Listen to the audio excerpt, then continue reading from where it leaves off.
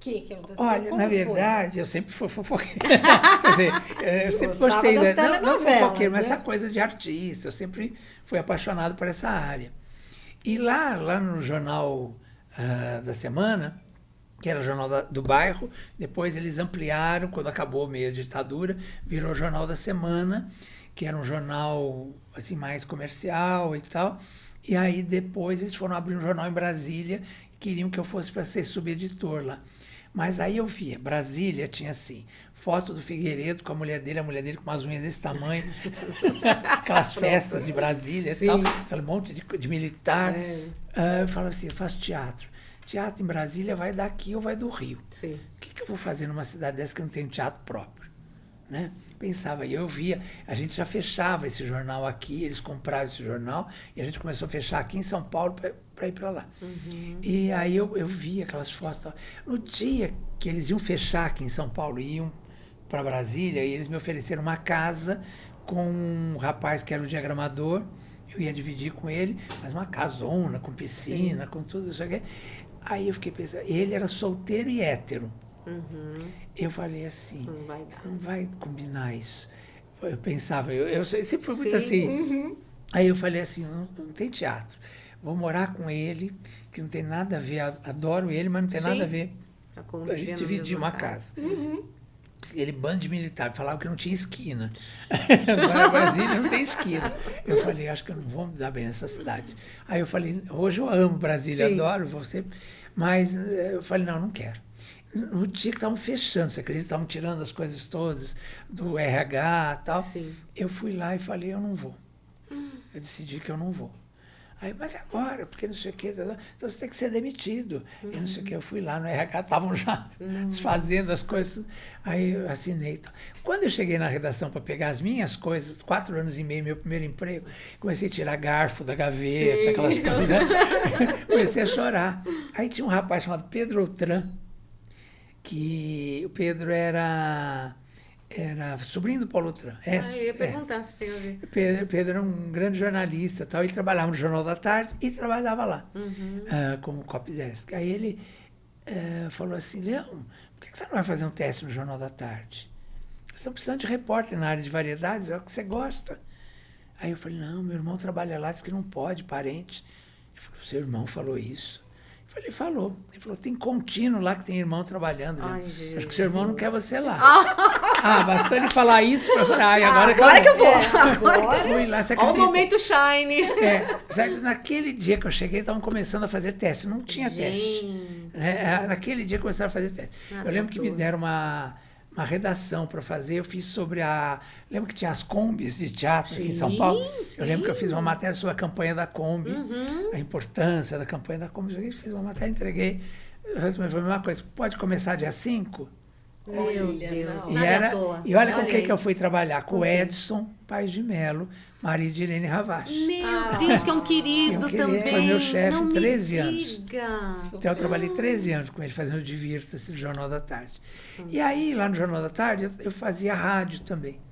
E aí o Carlos Brickman, que era amigo do meu irmão desde o Jornal da Tarde lá atrás, do Jornal do Bairro e tal, ele estava na Rádio Gazeta. Ele e o Rodolfo Konder, que foi meu professor, tudo, que tinha sido preso político e tal, que era um cara incrível. Aí os dois falavam de política e eu falava de shows. Dava dicas de shows nesse programa. Chamava Rola Gazeta, nunca esqueço. Aí, que era o Marcos Baby Durães, lembra dele? Lembro, meu Deus. E tinha o Darcio Campos também, com quem eu trabalhei lá depois. Aí ele falou assim para mim, o Carlos Brickman, um dia, saindo do ar, posso ligar para você? Pode. Aí ele acabou o programa, ele me ligou e falou, eu estou assumindo a Folha da Tarde amanhã.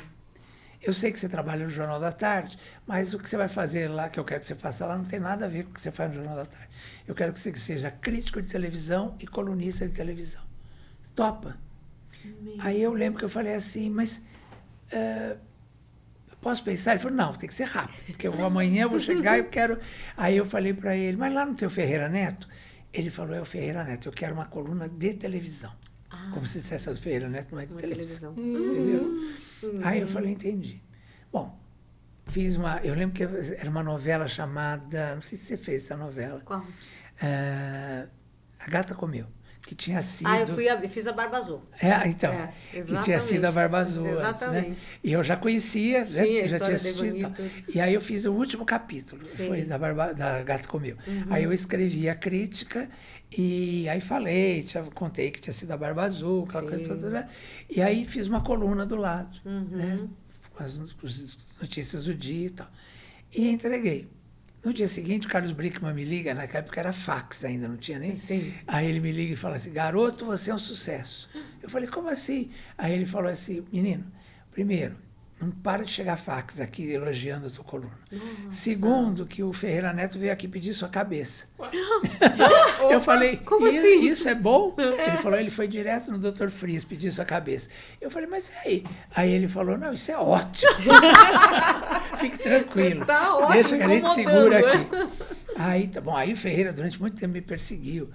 Que era o Flavinho Rico já, que escrevia e tal, mas era o Ferreira que tinha o nome da que coluna, mandava. né? E aí ele falava assim, tem um fedelho querendo entender mais de televisão do que eu, assim, não sei o quê, botar uma...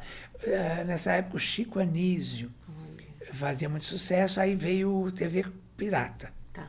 Aí eu elogiei o TV Pirata, eu lembro que na coluna do Ferreira ele escrevia assim, tem um fedelho aí achando que isso é novidade no humor, isso é uma bobagem que não vai dar certo. E que não sei o que. Depois eu descobri que tinha umas coisas de entendeu? Olha que louco, um pai de santo me ligou e falou assim, quanto você quer para dar uma nota minha por semana na sua coluna? Aí eu falei, desculpa, mas eu não trabalho assim.